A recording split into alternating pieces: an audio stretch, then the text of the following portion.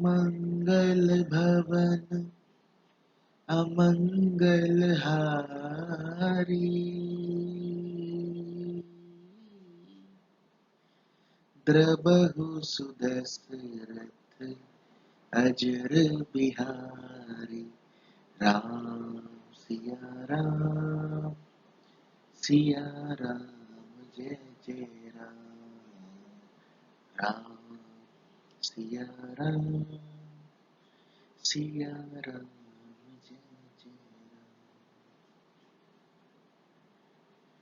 जय श्री राम। हेलो दोस्तों, कल 5 अगस्त है। कल हमारे भारत देश के माननीय प्रधानमंत्री श्री नरेंद्र मोदी जी अयोध्या में राम मंदिर का निर्माण आरंभ करेंगे। तो आज हृदय में कुछ भाव आए कि प्रभु श्री राम के जीवन चरित्र पे कुछ मैं आपसे बात करूं। तो दोस्तों, अभी रामायण दोबारा आनी शुरू हुई थी टीवी पे। DD1 पे सबने देखा है उसको, और दोबारा से घर घर में प्रभु श्री राम की ज्योति प्रज्वलित हुई है।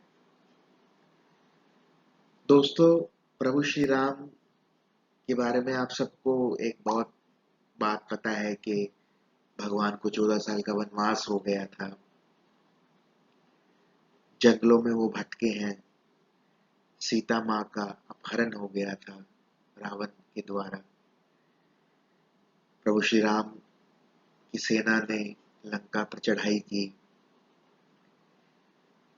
रावण के साथ युद्ध किया, राक्षसों का, रावण का वध किया। लेकिन दोस्तों, अगर हम इसको सिर्फ एक घटना की तरह देखें या एक कहानी की तरह सुने, एक काल्पनिक कथा की तरह सुने, सोचें समझें कि ऐसा कुछ हुआ था कुछ साल पहले, कुछ युगों पहले, तो हम इससे कुछ सीख नहीं पाएंगे। ये जो दोस्तों रामायण का ये जो सारे दृश्य कह लो, या जो भी घटनाएं घटित हुई हैं, इन पे आज मैं कुछ प्रकाश डालना चाहता हूं कि इनसे हमें क्या सीखना चाहिए जीवन में। दोस्तों, प्रभु श्री राम श्री हरि विष्णु के अवतार थे। हमारे ग्रंथों में, शास्त्रों में भगवान विष्णु को सर्वोपरि माना गया है, सर्वोत्तम माना गया है, सृष्टि का रचयिता माना गया है। ब्रह्मा विष्णु महेश में विष्णु जी को सबसे पहले दर्जा दिया गया है। तो दोस्तों, विष्णु जी के अवतार साक्षात भगवान होते हुए, साक्षात परब्रह्म होते हुए, भगवान को 14 साल वनवास, जंगलों की खाक छाननी पड़ी, कंदमूल खाने पड़े, उनकी पत्नी का किसी ने अपहरण कर लिया, उसके लिए उनको जाना पड़ा। जब अपने राज्य में लौट के आए तो सीता मैया का त्याग करना पड़ा। तो दोस्तों, हमें इन घटनाओं से ये सीखना चाहिए कि जब हमारे भगवानों का जीवन इतना कठिन रहा है, जब साक्षात भगवान ने इतने कष्ट भोगे हैं इस मृत्यु लोक में आके, इस धरती पे आके, तो दोस्तों आपकी और मेरी क्या औकात है। हम जरा से दुख से घबरा जाते हैं, जरा सा दुख होता है तो हम सह नहीं पाते। तो जो साक्षात भगवान थे, उनका राजपाट उनसे छीन लिया गया। कहते हैं दोस्तों, माता केकई कौशल्या माँ से भी ज्यादा प्यार करती थी प्रभु श्री राम को।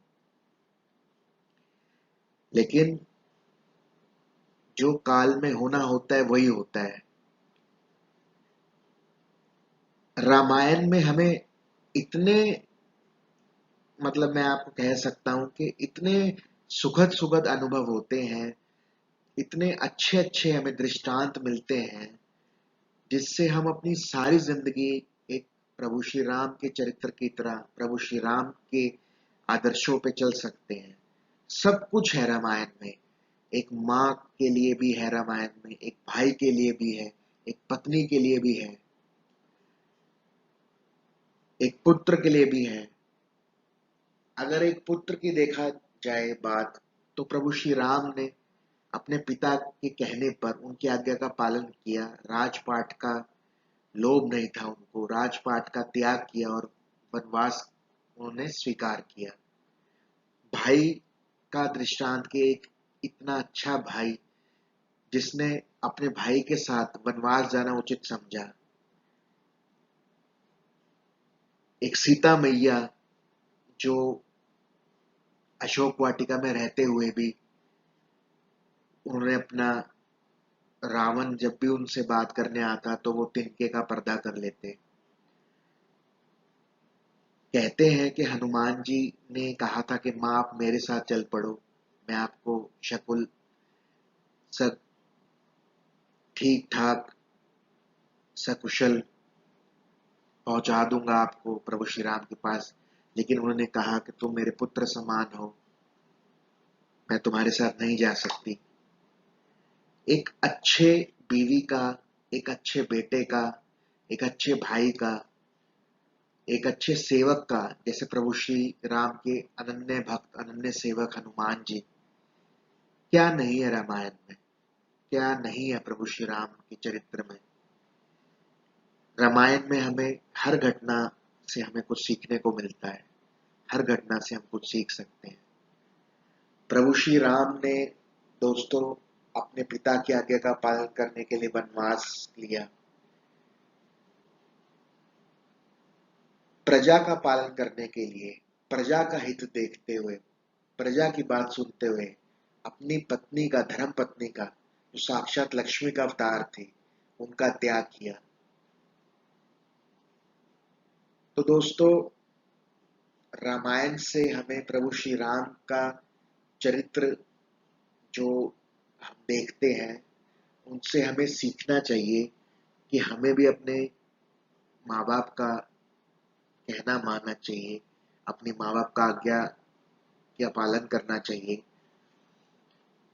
हम आजकल भाई बहन हल्की फुल्की प्रॉपर्टी के लिए लड़ाई कर लेते हैं, भाइयों में झगड़ा हो जाता है प्रॉपर्टी के लिए, माँ बाप में झगड़ा हो जाता है, बाप बेटे में झगड़ा हो जाता है। जो खुद स्वयं साक्षात भगवान विष्णु थे, साक्षात भगवान थे, उन्होंने अपने भाई के लिए सारा राजपाट त्याग कर दिया। और आप गजब की बात देखिए, जो भरत थे, उन्होंने उनकी खड़ाऊ रखी वहां पे गद्दी पे, और कहा कि भाई प्रभु श्री राम आप ही इस राज्य के राजा हैं, मैं ये राज्य स्वीकार नहीं कर सकता। तो माता केकई के पुत्र होते हुए और उनको उन्होंने वनवास दिया प्रभु श्री राम को, लेकिन फिर भी भरत ने वो राज्य स्वीकार नहीं किया। कितना कुछ मिलता है रामायण में। और प्रभु श्री राम के बारे में अगर हम जानना चाहें, तो प्रभु श्री राम के बारे में हम कितना कुछ जान सकते हैं, कितना कुछ हमें पता है उनके बारे में। हम आज के दिन में राम जैसे तो नहीं बन सकते दोस्तों, लेकिन प्रभु श्री राम के जीवन से, उनके जीवन चरित्र से हम काफी कुछ सीख सकते हैं कि एक इंसान को कैसे अपनी जिंदगी व्यतीत करनी चाहिए, कैसे अपने माँ बाप का ख्याल रखना चाहिए, अपनी पत्नी का ख्याल रखना चाहिए, अपने भाइयों का ख्याल रखना चाहिए। अगर हम कभी किसी ऊंची पोजीशन में पहुंचते हैं तो जो हमारे अंडर लोग हैं उनका कैसे ख्याल रखना चाहिए। तो दोस्तों, कल भगवान करे कि प्रभु श्री राम का मंदिर का निर्माण जो उद्घाटन हो रहा है बहुत अच्छा हो। और इसी के साथ मैं अपनी वाणी को विराम देता हूँ। जय श्री राम।